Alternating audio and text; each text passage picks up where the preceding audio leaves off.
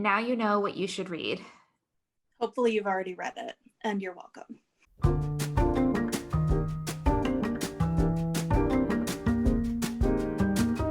Hi, I'm Julia. I'm Rachel. And I'm Kelly. And this is What You Should Read, the podcast where we should all over our books. And welcome to our first ever official book club episode. So we love talking about the same book that we've all read in one episode, and we thought we would just make it official. We've done it a couple times with our first episode of Big Summer by Jennifer Weiner. We did it for Kindred by Octavia Butler. And we just thought, hey, let's choose a book every other month. We'll all read it. Our listeners can read it, and then we can talk about it. So our first book club choice is The Book of Two Ways by Jodi Picoult. Yes. And we're gonna talk about it. I think first we should read the description on the book jacket copy. So okay. Everything changes in a single moment for Dawn Edelstein. She's on a plane when the flight attendant makes an announcement. Prepare for a crash landing. She braces herself as thoughts flash through her mind. The shocking thing is, the thoughts are not of her husband, but of a man she last saw 15 years ago, Wyatt Armstrong. Dawn miraculously survives the crash, but so do all the doubts that have suddenly been raised. She has led a good life. Back in Boston, there is her husband, Brian, their beloved daughter, and her work as a death doula in which she helps ease the transition between life and death for her clients. But somewhere in Egypt is Wyatt Armstrong, who works as an archaeologist unearthing ancient burial sites, a career that Dawn once studied for but was forced to abandon when life suddenly intervened. And now, when it seems that fate is offering her second chances, she is not as sure of the choice she once made. After the crash landing, the airline ensures that the survivors are seen by a doctor, then offers transportation to wherever they want to go. The obvious destination is to fly home, but she could take another path. Return to the archaeological site she left years before, reconnect with Wyatt and their unresolved history, and maybe even complete her research on the Book of Two Ways, the first known map of the afterlife. As the story unfolds, Dawn's two possible futures unspool side by side, as do the secrets and doubts long buried with them. Dawn must confront the questions she's never truly asked. What does a life well lived look like? When we leave this earth, what do we leave behind? Do we make choices, or do our choices make us? And who would you be if you hadn't turned out to be the person you are right now? Whew. Sounds good. It does sound good. So there's obviously a lot to talk about, but I think it would be a good idea to go around and say like initial thoughts and superficial impressions. Rachel? So my sort of broad overall thoughts on this book are it's excellent. I love the book. I've read a lot of Jodi Picoult's work, almost everything. I'm looking at the list in the book of everything she's written, and I only see one or two that I have not read. So I've been a fan of hers for a long time. And I would say this is probably in my top three picks of hers. I would say my favorite is still maybe Leaving Time, but this is a close second. I think it shows that as a writer, she has grown, and as a storyteller, she just gets more and more brilliant, I would say. I think it's a really thought-provoking and, emotional book in the best way. And I loved it. I don't know if I technically have read every book. It just feels that way maybe because she has so many, and whenever I see one, I will pick it up and read it. If I'm being honest, a lot of her books kind of blend in for me, not because they are all exactly the same. They're not, but I do find that she tends to go back to the courtroom drama. It's almost like she's not a genre writer, but it almost feels that way. This book is such a departure for her. This book will definitely not blend in my mind. It's definitely a standout. And I also really enjoyed it. I was immediately intrigued when I heard the description because of the two timelines aspect, and that's something that I love in books. I thought the writing was gorgeous. I wrote down so many different pages of passages that I just loved and read over and over again. So I would agree with Rachel. It definitely shows just how much Jodi has grown as a writer. And I mean, she's just in such a wonderful place, I think, as a writer. There were times where the book dragged a little bit for me, but not in a bad way. You know, I mean, she just had obviously has done so much research, especially with the Egypt chapters, which I thought were going to be the chapters I was most interested in, because I do like reading about that kind of stuff, but I was actually more interested in the other timeline chapters in Boston, which I know we'll talk about more later, but that surprised me. I was really a lot more captivated by those chapters. So overall, I loved it. And yeah, those were my initial thoughts. Kelly, what about you? So I actually definitely have read all of her books. I was almost an early adopter. I started reading Plain Truth, which was out in paperback. And then I read all of her earlier stuff, and I've read everything else ever since. And I don't know if this is true for you, but the collective you, but you can always tell when I find a new author, because the first book will always be the last book of theirs I have in paperback, and then everything else will be hardback. But I love her books, and I love them because even when I think I know how I feel about something, I always get a moment of, oh, I didn't think about that. And I think in a world where we are all so entrenched in everything all the time, it's really kind of a gift to have a moment where it's like, oh, yeah, that's true. Because there's no point in being the kind of person who reads books to learn things if you won't let yourself learn things. And I think also, like I just said, I've been a fan of hers for a long time. And any year I would love this book. Like any year, this would be one of my favorites. But I think this year specifically, the things that are in it, the idea of what we owe each other, and choices and responsibilities and regret and death and dying, like it's this year, like Yeah. totally this year. And it was very hard to read at times, but it was exactly the book I needed. Yeah. I agree. So just touching on that, Kelly, what you were just saying about this is kind of the perfect book to read this year. This is the book we need right now. Yeah. So one of the major themes of the book, and I will say, I think we should talk about, the major themes first and try to stay away from major spoilers for maybe the first half of the episode. And then we can get into more spoilery type things later. So anyone who hasn't had a chance to read it yet, you can still listen, get really excited to read it, and then go and read it, and then come back and listen to the second half. So we'll put a timestamp in the show notes for when you should stop listening if you haven't read it yet. But I think it's safe to say from the book jacket, you can kind of tell that death and grief is one of the major themes of the book. So I want to kind of talk a little bit about that. And Kelly, since you mentioned it in your initial impressions, do you want to say a bit more about that? Yes.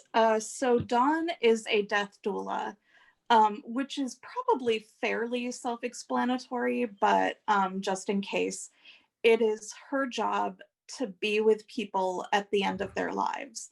And she's not a hospital worker or a real like physical care provider. Like she won't give medicine, say, but she will be there to kind of walk them through the process and to do things that need to be done.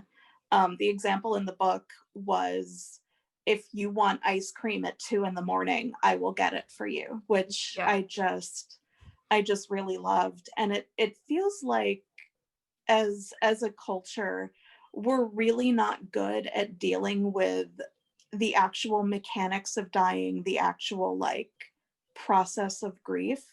So the idea that there are people who will do this and will actually take that very emotionally fraught journey with people, I thought it was intense and absolutely beautiful. Yeah.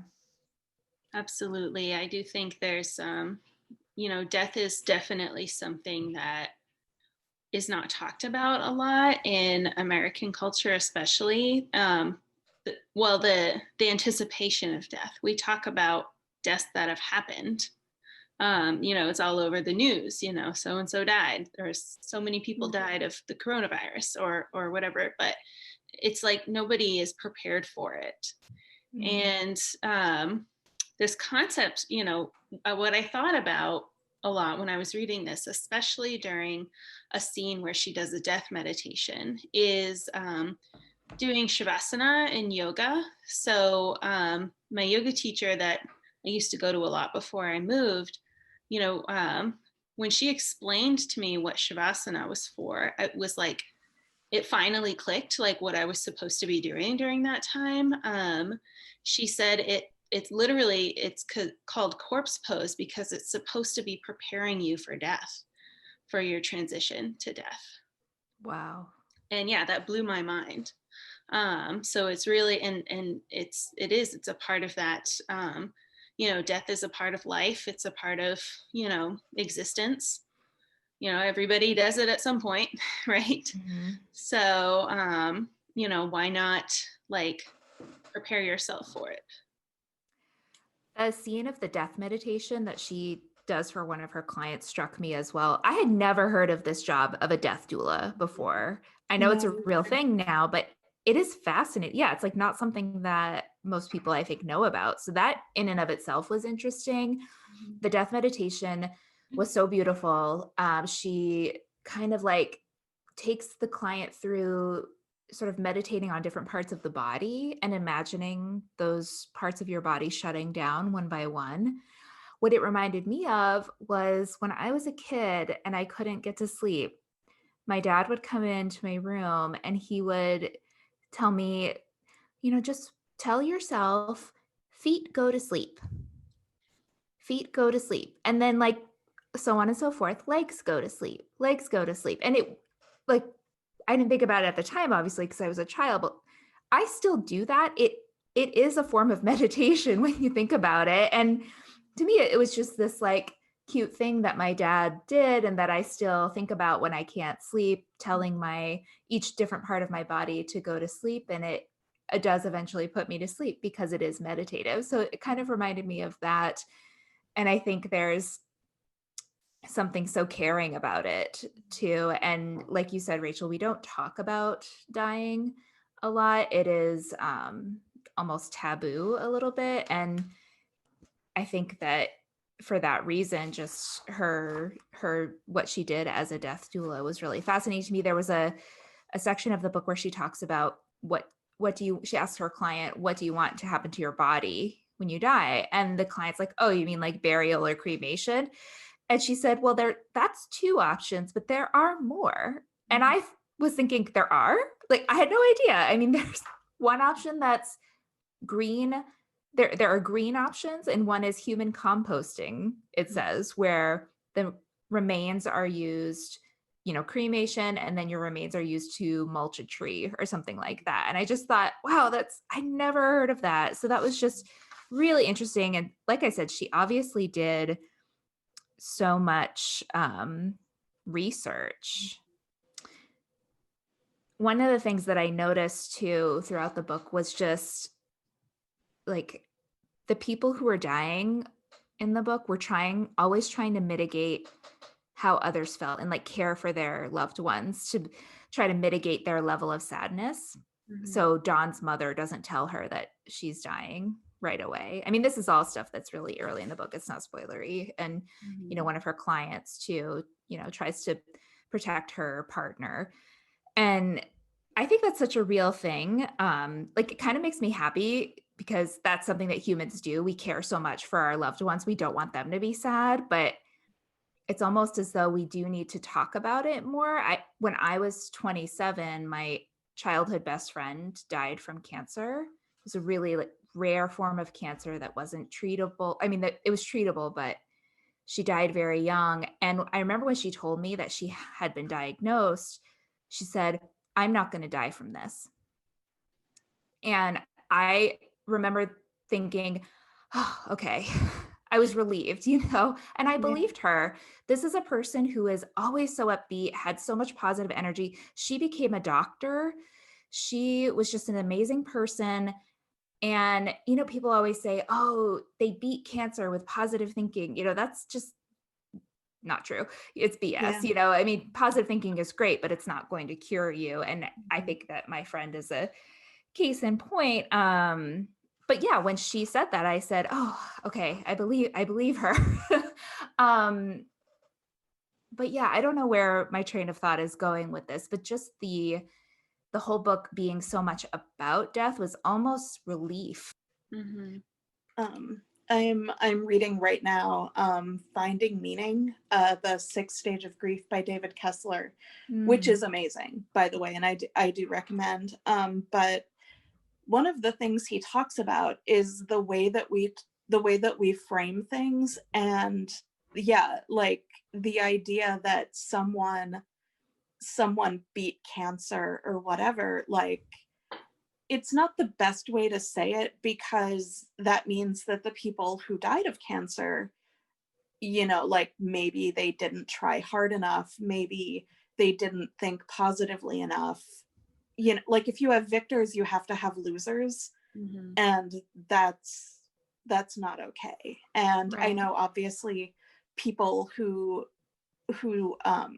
discuss friends and family members who didn't die of cancer.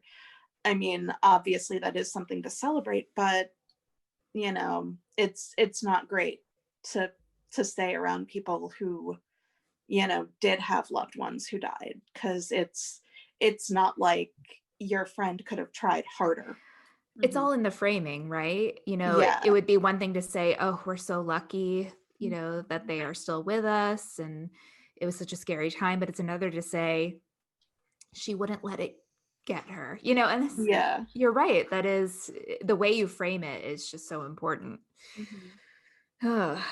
And it's interesting to in the book to um, see how it really makes sense that she became a death doula. When she couldn't continue to pursue her study of ancient Egyptians, because we learn a lot in the book that really in ancient Egypt, they devoted their life to preparing for death. And it was such a different culture than what we have in the US nowadays. And I think she really wanted to bring that Mhm. forward into her work as a death doula, especially after, seeing the great work that the hospice employees were doing with her mother throughout her death. And I think um, just I do think that she carried that through with her. And it is interesting to think about, how much the ancient Egyptians really um, cared about preparing for death in a dignified way, and just anticipating it as just another journey.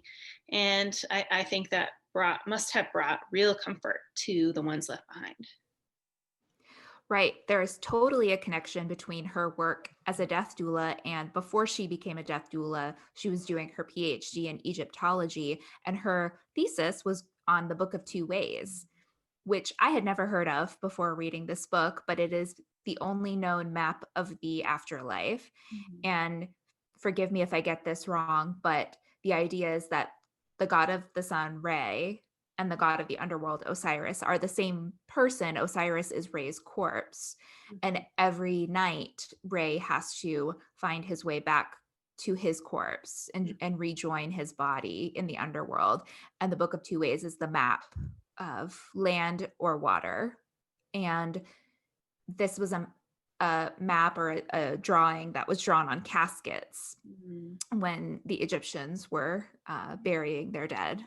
So it's very interesting. And like you said, Rachel, their idea of death and dying was to send someone on a journey with dignity. And that is what Dawn does as a death doula, is give the person dignity and what they need at the end of their life. And it's so beautiful.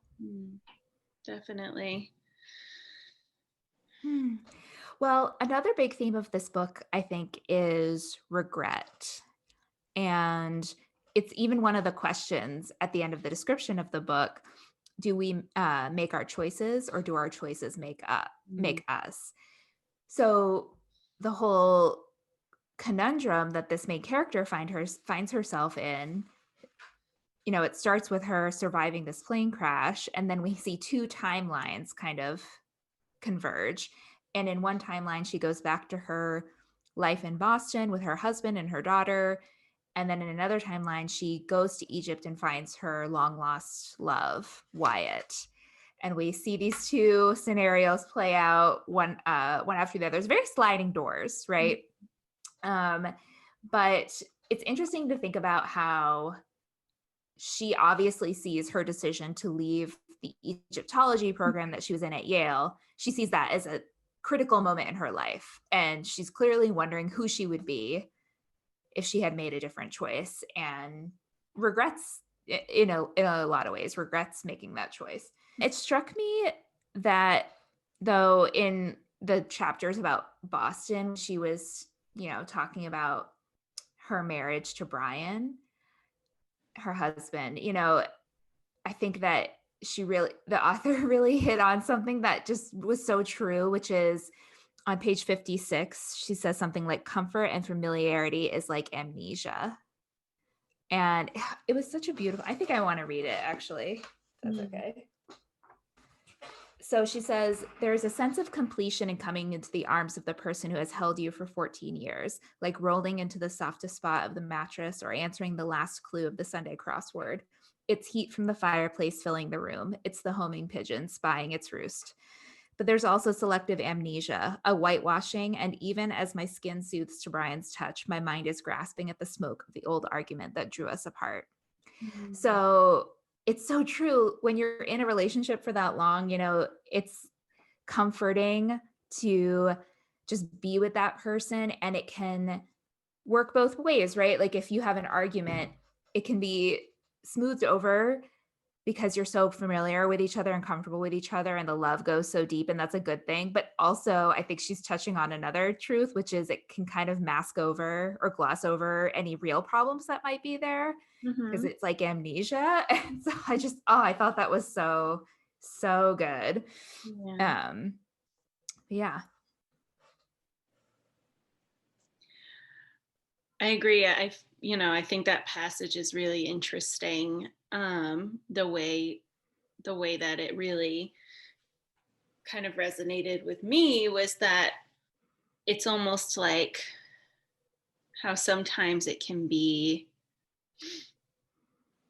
not like autopilot, because that makes it sound unfeeling, but it's almost like two puzzle pieces fitting together that just like don't make sense without each other.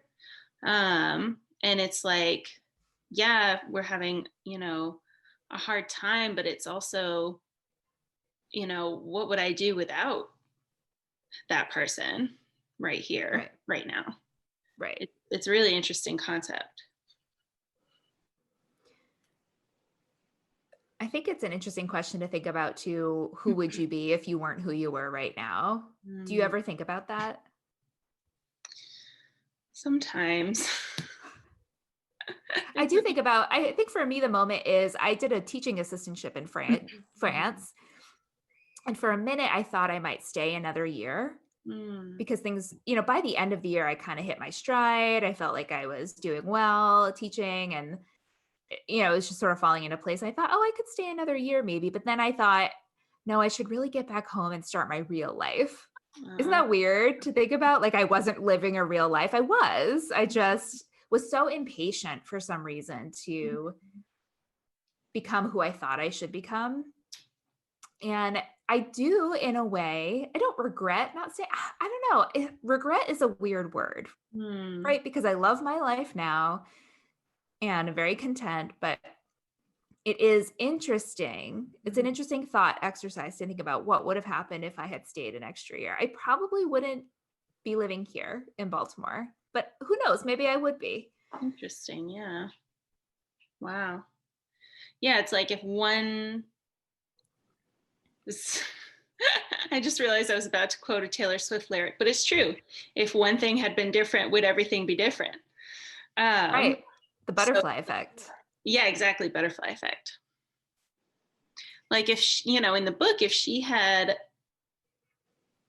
not bumped into Brian at the hospice, would she have gone back to Egypt after everything that had happened? Even with her, her brother meeting her there, like what would that have looked like? Right. Kelly, any thoughts on that? That was, well, I was thinking about the year I graduated college. I wasn't sure what I wanted to do with my life, like a lot of people, I guess.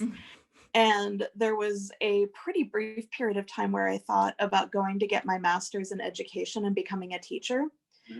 Like serious thoughts, to the point that I even had like a very, very brief student teaching thing. Like I went to my high school and was a student teacher in my 11th grade teacher's class, Ms. Yateman. And it realized very, very quickly, like, this is not for me. Like, I would be awful at it. And so I'm glad that didn't happen. But also, and I'm guessing my 5th grade science teacher, Mrs. Grutus, would be very happy about this. But my favorite part about the choices is the idea of what Brian does for a living. He's a physicist, and he talks about like the alternate universes and everything. And I really like the idea that when you make a decision, the universe kind of splits, and you are on one side of the decision and other you is on the other side. And yeah. It also reminded me of The Midnight Library, which I don't think you've read yet, Rachel. So I'm not going to get super in depth, but just the idea that you can see maybe the other lives that you could have had. Although in this book, Brian makes it clear that you can't switch to the timeline where you made a different choice. But it's so funny how many books I've read this year or recently about the multiverse. I feel like there are so many. Yes. This is number 3. At least just in this like year, just in this quarter, maybe. What's the other one? Space Between Worlds. Okay. Yeah. And The Midnight Library. Oh my Yeah. goodness. And then Dark Matter by Blake Crouch is one of my favorite books too. I read that a few years ago though. I highly recommend. I'm sure there are more. No, there was another one too. Now I can't think of it.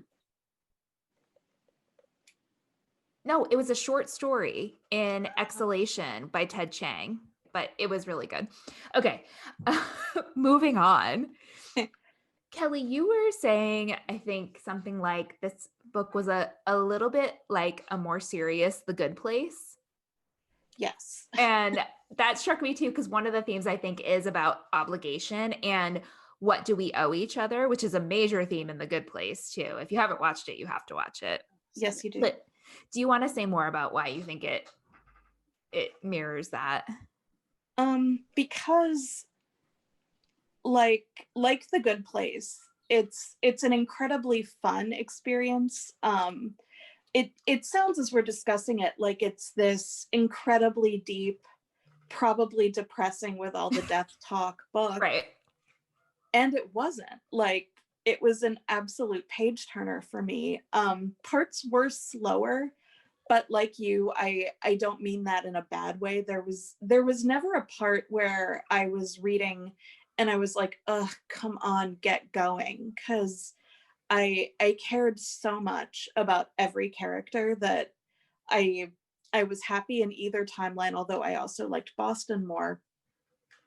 But it's just, you can enjoy it like The Good Place. You can enjoy it on a surface level, or you can really think about these things and what they mean to you, and you can get more out of it than just, oh, here's this lady and she's got two potential lives and I wonder if they're going to converge again, and if so, how, and will a choice be made, and if so, what.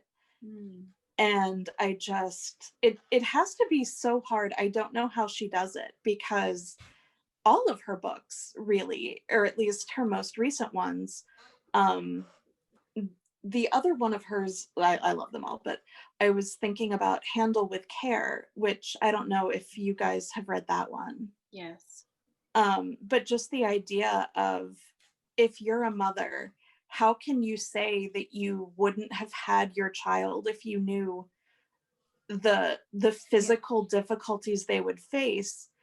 And does it mitigate that statement at all if you know that she's doing it to get money for that child's future care? Right. Because I mean, it's one of those things that's really just about unforgivable as a mother, and she's doing it because she loves her child so much. And I love that about her books, because even if you think you know where something is going and your feelings on an issue, like, thinking about it that way, you're like, oh. And it's just, I never would have thought this much about death and dying this year. Or you know, like, is it I don't know. But I think we always think the life we don't have is better because we don't know the flaws. And I think the genius thing about the timeline, the dual timelines here, is that, you know, she sees the good, but she also sees the flaws in both. And that's really hard to do. That's why I think that the question in the book jacket is, do we make choices or do our choices make us? I think we make our choices, because I think that no matter what timeline I was in, or what, if I had stayed in France or whatever, it's still up to me, I do believe, how I live, you know, what kind of life I have. Because what job you have or where you live isn't what's going to make you happy or make you feel fulfilled. I read another book this year that had this one passage that was something to the effect of, life is about the small joys. And that has really stuck with me, in thinking that it doesn't matter if I don't, I mean, obviously there are things I want to accomplish and I have dreams and etc. But that's not what I think I'm going to be thinking about on my deathbed. You know, I think that it's going to be in those smaller moments. And I think other people and caring about other people and feeling obligated to be there for them is a big part of that. And not in a bad way. I don't mean obligation, like as if it's a burden, but it's a beautiful thing. And Dawn, the main character, spends so much of her life caring for others, gives up a lot to care for others. And it's interesting how there's one part in the book where she does make a selfish decision. And I did find myself kind of upset with her in that moment. And then I thought, wow, why am I immediately angry with her for once doing something that doesn't involve someone else or putting someone else first? And it kind of took me aback, because that, I think, is a kind of a societal thing too. But anyway, I'm kind of rambling. I mean, have you listened to me just now? I have a point and I'm going to take like 10 minutes to get there, and I'm going to circle around a lot. Yeah. But I think you've heard of the study, right? That they followed a bunch of people who won the lottery, like big life-changing amounts of money. And it turns out that they're about as happy as they were before. Like a little bit later, you know, I mean, obviously right after you're much happier, but a year or 2 years later, it's almost like we have a set level of happiness and we're always about there, Mm-hmm. regardless of what's going on, good or bad. Right. That's kind of depressing, really. Did you have something, Rach? Well, I think for me, it's starting to blend into the theme of the one. Do we want to kind of go there? Yeah. Because it's another iteration of that. Is it fate or is it our choices? Because for me, the concept of the one, or, you know, what we mean by that is like, is there one person out there for you and that's your soulmate or whatever you want to call it, or not? And for me, you know, I feel like it's,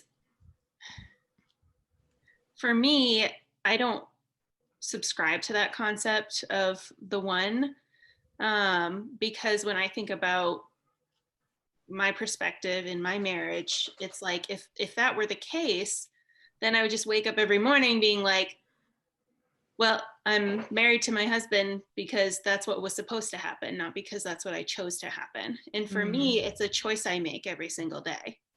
Like, and, you know, it's not something that's happening to me. It's something that I am putting in the work and the effort and the, you know, the time to make my relationship work. And, you know, we're choosing each other. We're not just like floating around waiting for things to happen to us, if that makes sense. I don't know if I'm rambling now.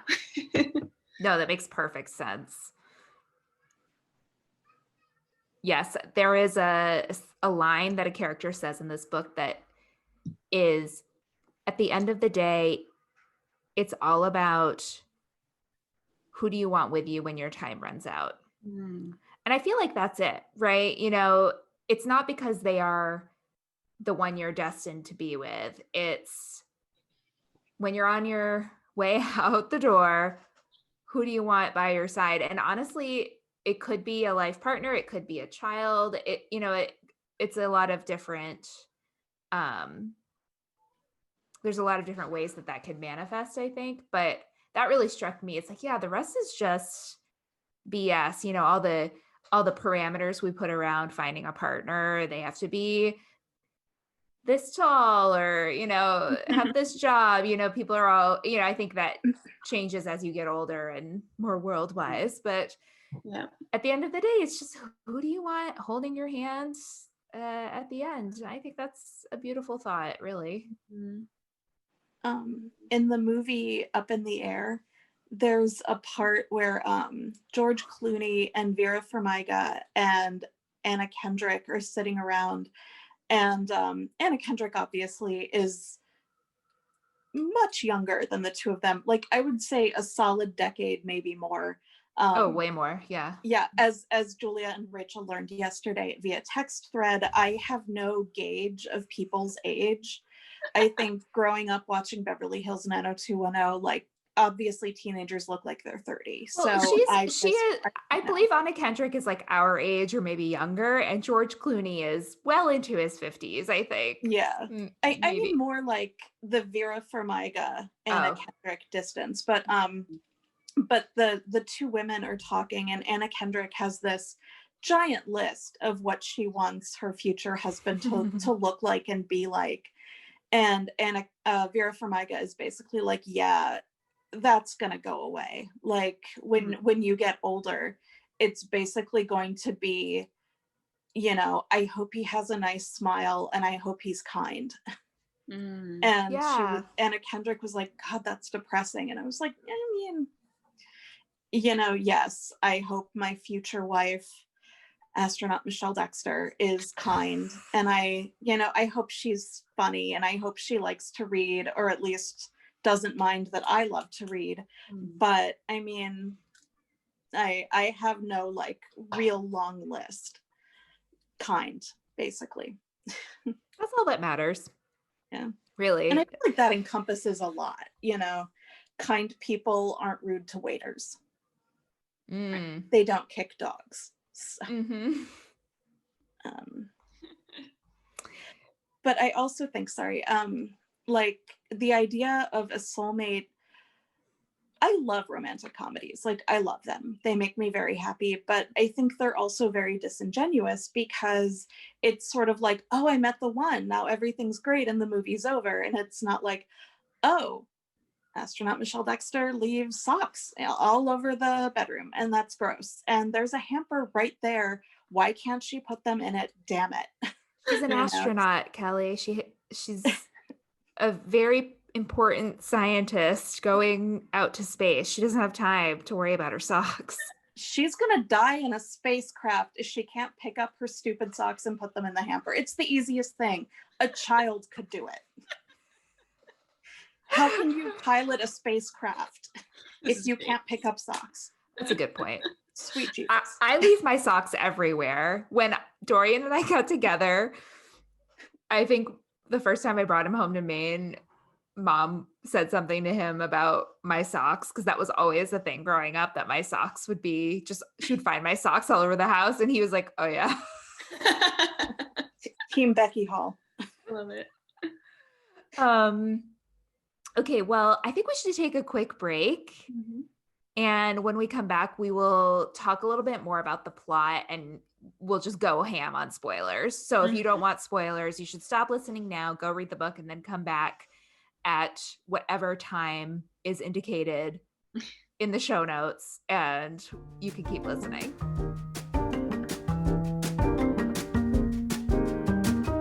And we are back. And Rachel just reminded me that I have read a 5th book this year about different timelines in the multiverse, and that was The 2 Lives of Lydia Bird by Josie Silver. So it's just the theme of the year. It is. I mean, we are living in a bizarre timeline right now. So, you know, if only we could 2020 is like in other timelines. If only we could do a quantum leap into another timeline. It would be amazing. Okay, so now we're going to... Unfortunately, as Brian pointed out, we can't. We are in the timeline with these choices we can't check. That's right. Okay, well, speaking of Brian, we're going to talk about the main characters in the book now, and we are going to spoil it whenever we want. So just forewarning, you've been warned like 5 times. So if you listen, if you get spoiled, it's your own fault. Exactly. So I think we should start with Dawn, the main character. Rachel, do you want to start? Dawn is an interesting character to me. She definitely, you know, part of me wonders, like, you know, we meet her at this time where she's at this crossroads and she's starting to, you know, think about her regrets and, you know, love lost with Wyatt, and you know how her life could have been different. And I feel like I never really get the sense, like, was she thinking about this a lot before all this happened or not? I mean, we kind of, as we go forward and the timelines become more clear of what happened when, you know, the whole thing with her patient Wynn really is what brings up all these old feelings about Wyatt. But I wonder, you know, throughout the last 15 years, has she had these regrets sitting in the back of her mind? And, or they were obviously in the back of her mind, but, you know, how often was she contemplating them? And I don't know. It's interesting to me. I think she is a very interesting character. Would we be friends in real life? Maybe. I think she is a good mom, but I don't know if I necessarily agree with all of her choices. I'm sure we'll get into that, but how can I say how I would have, you know, what I would have chosen in her shoes, because it seems like she's had a lot go on in her life. I think the one thing, and I'll probably talk about this more when we talk about Wyatt, but I did feel like, you know, the whole moving back to Boston without really telling Wyatt anything and just kind of ghosting him was kind of a dick move on her part. But I think that she's a well-meaning person. I love watching her work as a death doula, reading her, you know, how she does her job. She seems really good at it. She seems well suited to it. Yeah, I don't know.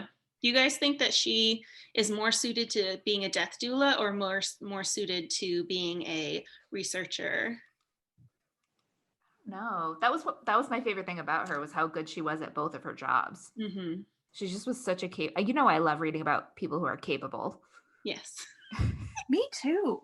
But I just love that she's always been this, you know, when she was in grad school, she was this fierce academic who Wyatt was immediately threatened by her because she was going to take his place as the best one in the program. And then as a death doula, she is exactly who I would want for me myself if I hired a death doula. Mm-hmm. That being said, I had a hard time relating to her in a lot of ways, maybe just because we don't have much in common. Not that I'm not capable at work, I am, but I, yeah, I don't know. I think I didn't see some of the twists coming because Dawn is a person who pushes everything down. And I'm not like that. I wear my heart on my sleeve. I have to talk about how I'm feeling and I have to let it out immediately with whoever is closest by. God help them. And with Dawn, you know, okay, so one of the major twists that I didn't see coming, and looking back, I feel kind of dumb, but it's not a dual timeline. These are happening on different timelines. She Mm-hmm. doesn't survive a plane crash and then go back home, right back to her job, or go to Egypt. She is home and then she goes to Egypt and then there's a plane crash. So that's the biggest spoiler we've had so far. Mm-hmm. And looking back, it should have been obvious because after a plane crash, there would be so much trauma that you'd have to work through. And I just didn't think about it in Boston. I think because there was so much else that she was hiding and that she wasn't even admitting to herself in that timeline. So, you know, I bought into the idea that she just was going on about her life. And yeah, looking back, I thought, well, of course. Yeah. Why isn't anyone talking about this plane ride that happened? The plane crash Right. happened. Right. Like people died and everyone's just like not Oh, even you're back. yeah. So I agree. I kind of I felt a little bit silly for not realizing that either. But I mean, I think that's a testament to the writing and Yeah. obviously that's what we were supposed to think. So I mean, literally, the first paragraph of the synopsis is a lie. Like, the shocking thing is the thoughts are not of her husband, but of a man she last saw 15 years ago, Wyatt Armstrong. It's a man she saw 15 seconds ago because he's next to her on the plane. Like, Good point. I yes. mean, we were deliberately misled. It wasn't like, oh, you know, we just assumed because this is how it's set up. It's like, no, we were told. We were sold a false bill of goods. You're so right. They had to do that though, I Yeah. think, to make yeah, wow, that's such a good point. It didn't make me hate the book, but I was like, well, maybe not entirely accurate. But I think too, maybe the thing with Wyatt, I don't think she misses him so much as she missed that life and that possibility. And we And can who get into she this. was and who she Right. was with him. Yeah. Right. Because her job as a death doula, and I think also her as a mom, her life is not about herself, it's about other people and what she's doing for other people. And in Egypt, it's more about what she's doing, and it's not in service to other people. And I still like Boston better, but I can definitely understand the appeal of a life where you don't really necessarily have to take other people into consideration, if that makes sense. Which is a selfish life, but not a bad one necessarily. Right. And also, it's not putting yourself first sometimes doesn't mean you're going to do it all the time. And I think that's important to note too. But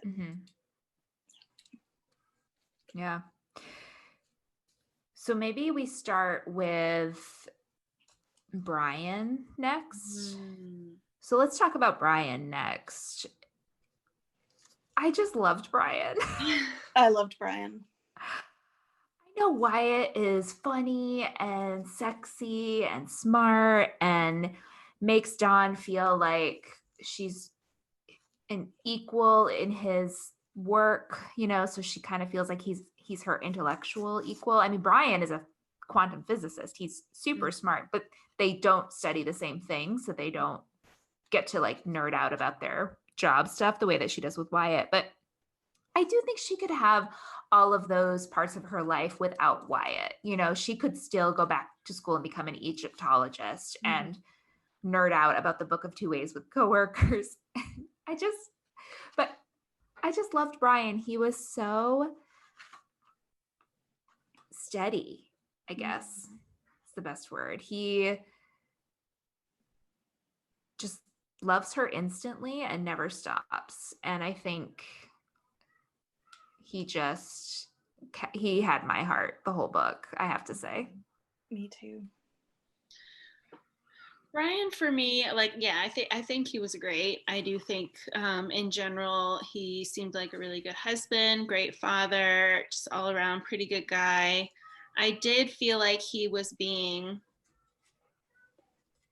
purposefully naive about his grad student, and I think she pumped up his ego, and he liked that.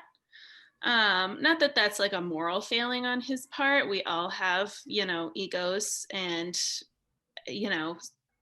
but I do feel like after everything that happened in the beginning with like, her, trying to seduce him or whatever, I do think he should have stopped working with her, in my opinion, because I feel like it was one of those things where, like later in the book, she's like there, like, telling him to get to his next meeting. And I don't know, I just feel like they continued with a certain level of intimacy that obviously his wife was very uncomfortable with. And I don't know, I didn't like that part about him, but I think other than that, I thought he was a great character. I think that I agree. I really enjoyed the parts about his work and his theories on quantum physics and all that stuff. It went over my head a lot, but I enjoyed it. Same. Can I say something about the grad student? I forget the character's name, but there's this grad student that is hero worshiping him, and he does at one point go to her apartment to help her install an air conditioner. I agree. He was being naive and maybe not entirely didn't know that she had a crush on him, but did it anyway. But he didn't have an affair. No. However, she, to me, represents Wyatt for him. Like she's his Wyatt, someone who's in his field. And not that they are equals because he's in a position of power over her, but it's like exciting and someone who just probably they can talk for hours about quantum physics. But the difference between him and Dawn is he doesn't waste time regretting what could have been with his grad student. Right. Because he chooses Dawn and loves her. And I don't know. The stuff about the grad student, I was getting annoyed with Dawn, actually, because it was clearly not about him and the grad student. It was about her and her being upset with herself for the choices she had made in her life.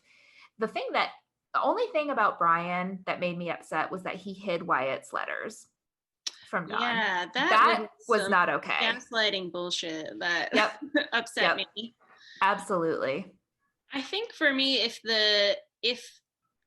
think the thing with the grad student wouldn't have bothered me as much, except for the part, I can't remember when it was that it came up, but he was talking about like, what it's like for me being a nerdy guy, and like all of a sudden my wife is like this super hot girl, like I never thought you would have fallen for me. And I don't know, it was just like, oh my God, get over yourself. Like just because you think your wife is out of your league doesn't give you the right to like complain about, I mean? Isn't he a Harvard professor? Yeah, exactly. Yeah. Like, I'm sorry, but I hate that nice guy mentality, Yes, I agree. Yeah, you're right.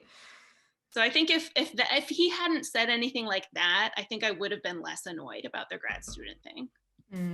Okay. It just occurred to me though, like Dawn, I don't think really makes choices. Like things just happen to her. Oh, Her mom is sick, so she goes home. Mm-hmm. She gets pregnant, or I guess technically learns that she is pregnant, and so she stays. Yep. Like her only real choice is going to Egypt after the whole grad student thing. And Brian continually makes choices, like going over to the grad student's apartment, going to, like, throwing away or hiding or throwing away the letters. He makes bad choices. She doesn't make any choices. Right. What would she have done if Wyatt showed up on her doorstep a week after she got to Boston when she went to go take care of her mom? She doesn't make the choice to leave him. She just doesn't write to him and doesn't call him. She just says, well, I'm here now. Yeah, that part really bugged me too. Because again, like, and you know, we haven't got to Wyatt yet, but like, I don't blame him for being pissed at her. I don't blame him for, I don't know, anything that happens beyond that, because she just ghosted him and didn't take any sort of agency with like, this is what's happening in my life. I have to quit school because my, you know, my little brother needs me.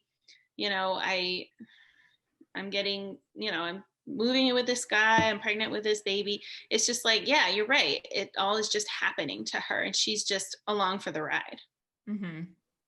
The more I think about it, the only blameless characters are Merritt and Wyatt. I didn't think I would think that. That's a good point. Wyatt, not blameless. Cheats Why? on his fiance. Cheats on his fiance. Oh, that's true. He is not truthful with her when she comes back, and I don't think he owed Don any explanation about his fiance, but he did owe his fiance. You're right. Yes. That was my point. Yes. Like he does not owe Don anything. I don't even feel bad that she thought that the benefactor was like an old man, and it turns out it's his hot fiance. Like that's whatever. You know, but yeah, he cheated on his fiance. So Merritt and Wynn, the only two. Yes. No, Wynn had some. Yeah, that just hit me too. Yeah, Merritt, Wynn is the only good person because she's a child, basically. Has not had time to make mistakes.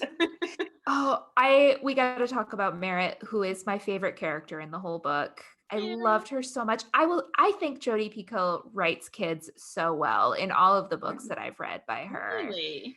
I do. And I just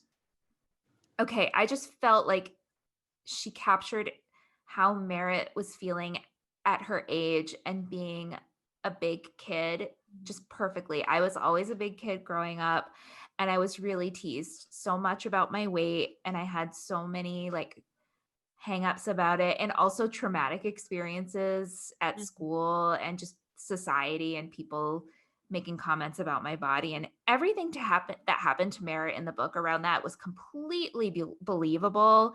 Yeah. The bullying is bad. It happens all the time. It's traumatic. And I was so glad when Dawn finally took it seriously and talked to Merritt seriously about it. Right. Didn't like ignore it, but, you know, brought it to the forefront of the conversation. So that to me was just well done. You nailed it, Jodi. And then also Merritt's mood swings were also so on point for someone that age. I just remember 1 minute being so mad at my mom, and then the next minute all I could do was hug her because you know, I just loved Merritt so much. I can't stop thinking about her. She was a sweet kid. I definitely felt for her a lot of it. And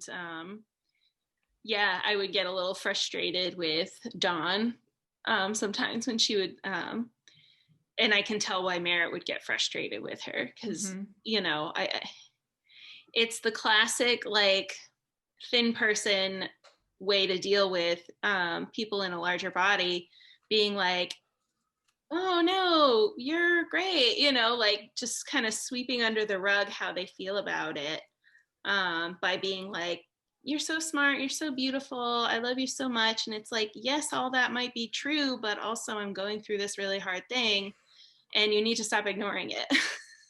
Yeah. Yeah.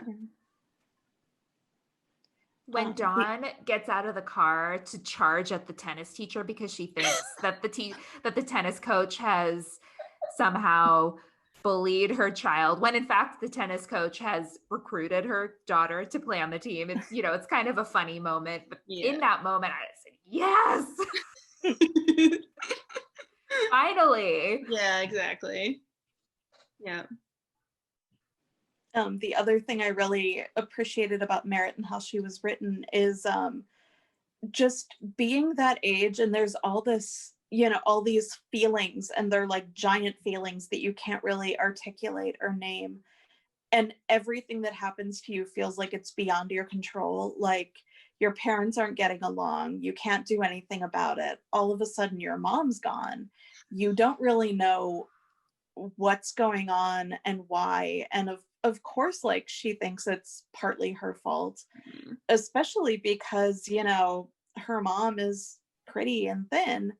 And I fully believe that Merritt is probably, you know, I mean, she's a teenager, so probably not like Cindy Crawford or whatever, but like I'm sure she's pretty, but you don't see that. You see like, I mean, you guys were teenage girls too. You know how you feel.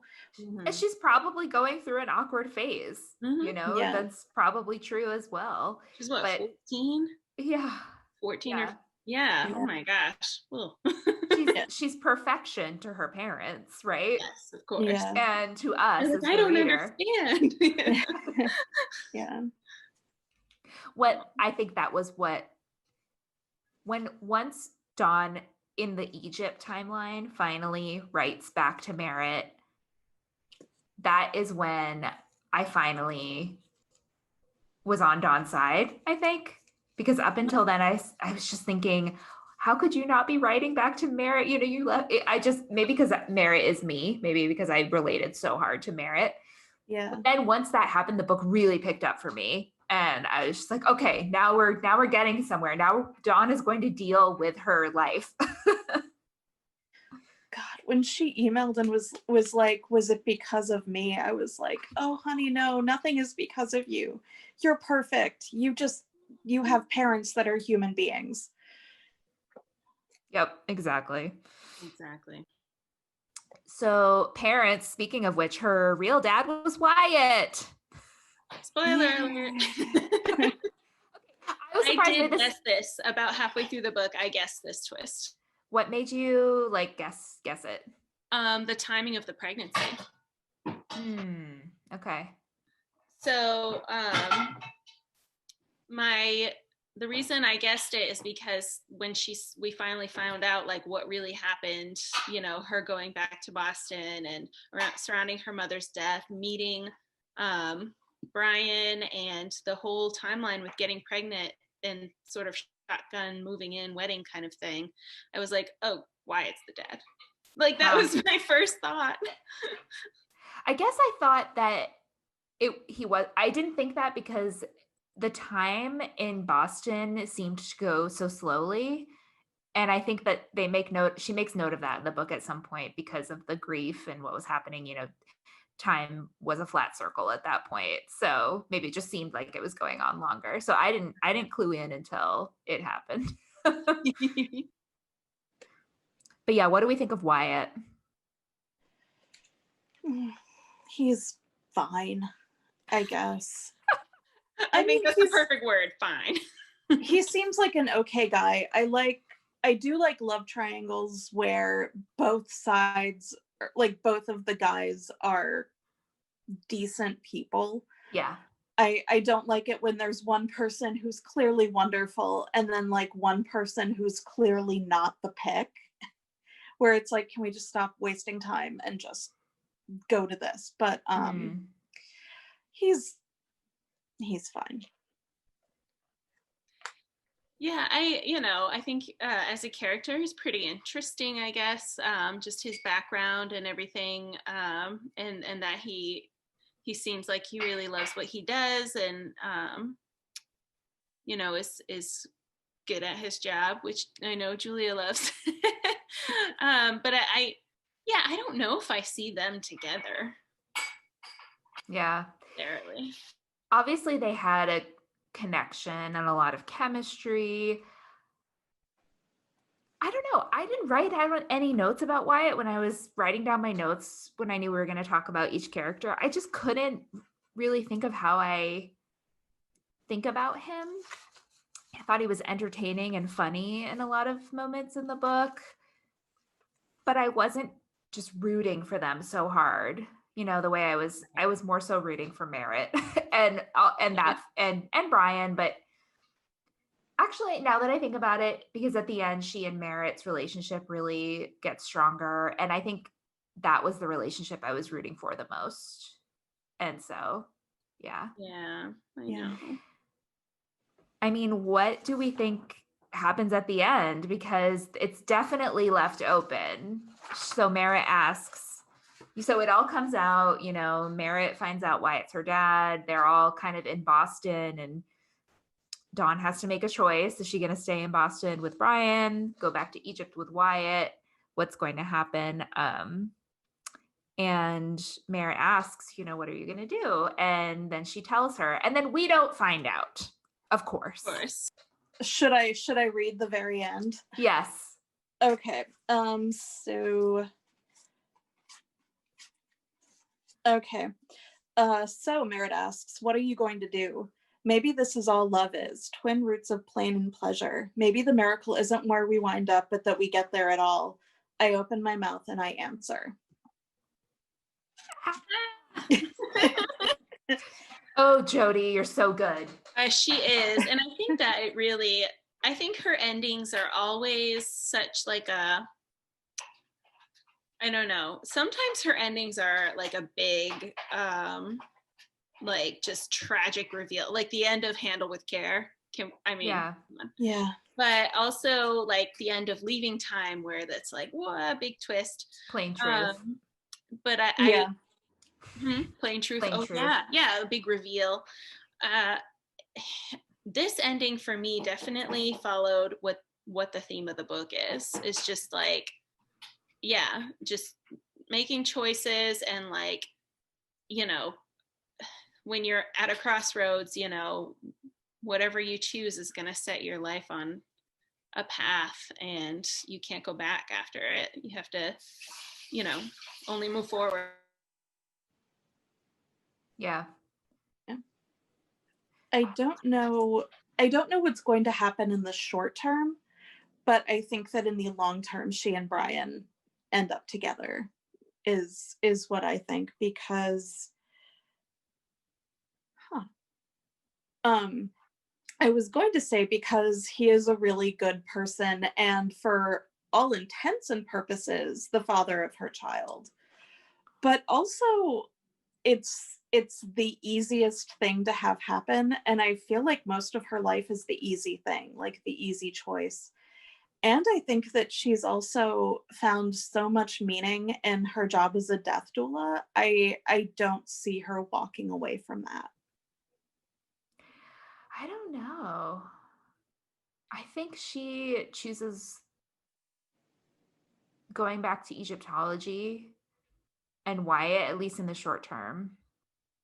But I don't think she will go back to being a death doula. I think she will continue her career as an Egyptologist, because she and Wyatt are going to publish their findings.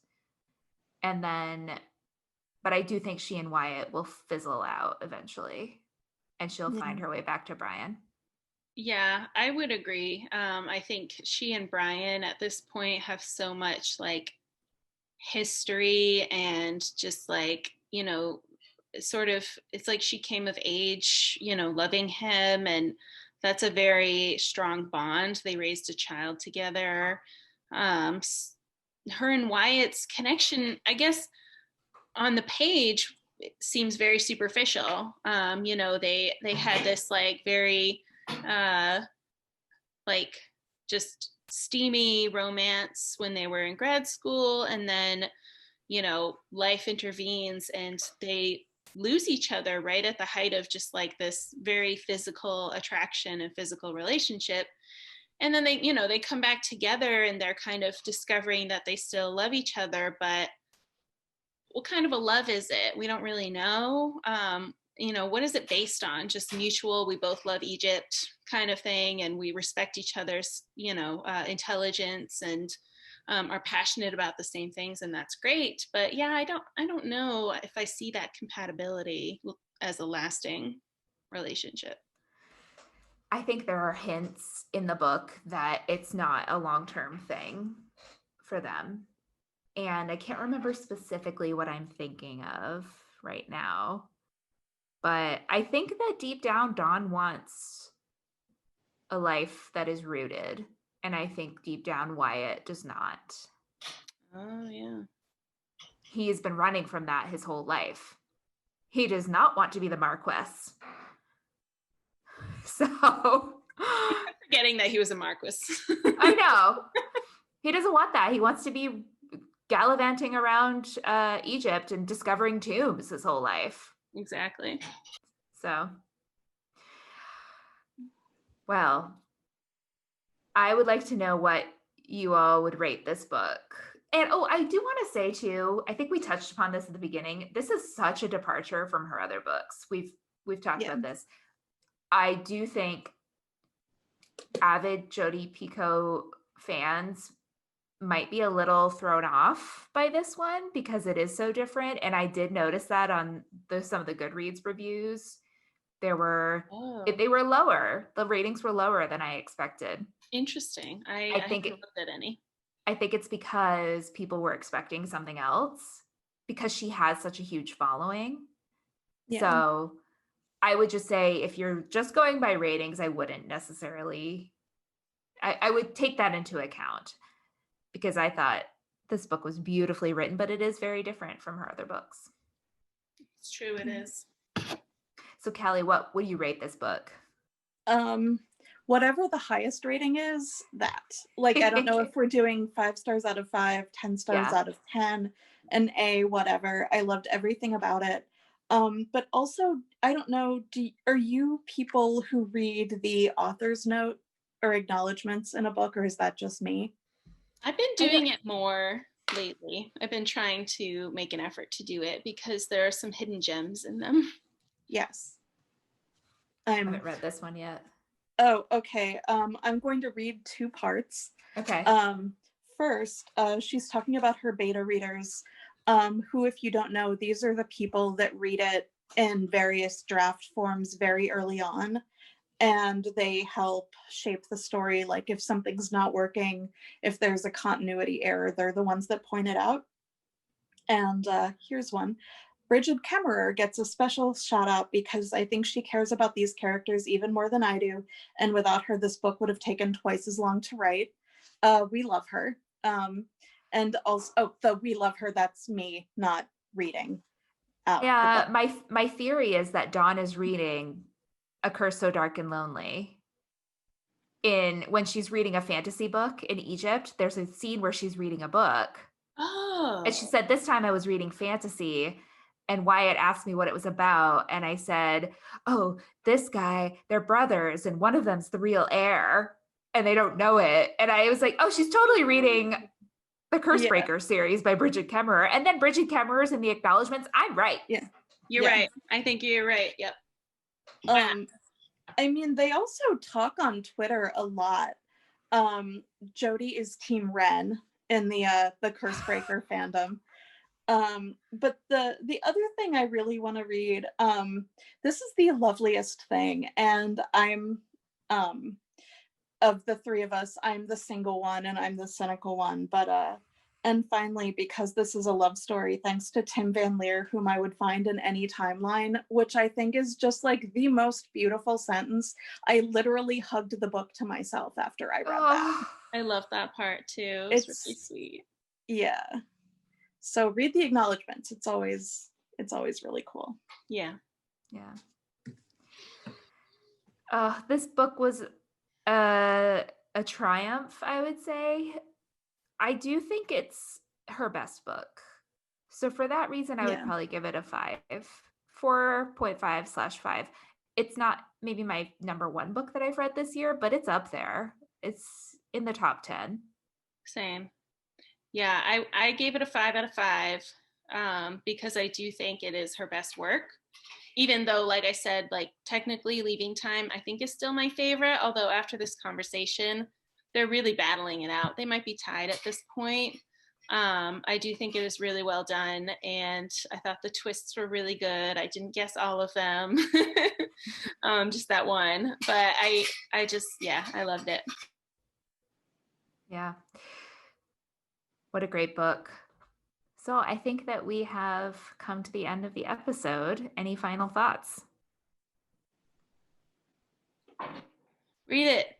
If you've made it this far and haven't read it and know all the spoilers, you should still read it. I mean, if you still haven't read it and you've made it this far, we could not have warned you any more times than we did. Right. I mean, should we have done like one of those klaxon like bell things when we start getting into the spoilers? Like, no, really, stop. But we'll put it in and post. Yeah. Okay. So at this point, I think it'd be prudent to announce what our next book club pick is going to be. So, and that will be 2 months from now.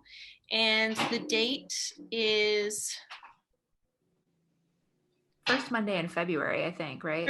Yes. So we'll be recording, it's like February 7th. We'll be recording the next one. So you have 2 months to read it. It's Silver Sparrow by Tayari Jones. Yep. And we're going to have a special guest on. We're not going to reveal who it is yet, but we're very excited to have her. So yeah, if you all want to follow along with the book club picks, the next one is Silver Sparrow by Tayari Jones. And thank you for listening. So you can follow us on social media at WYSR_podcast on Instagram and on Twitter. Email us at whatyoushouldreadpodcast@gmail.com. Follow us on Goodreads. I promise I'll get the bookshelves updated. I'm a few weeks behind, but we post, everything that we talk about, we put on our Goodreads. So you can go back and look them up if you forget which ones they are. And yeah, give us a rating and a review. Now you know what you should read. hopefully you've already read it, and you're welcome.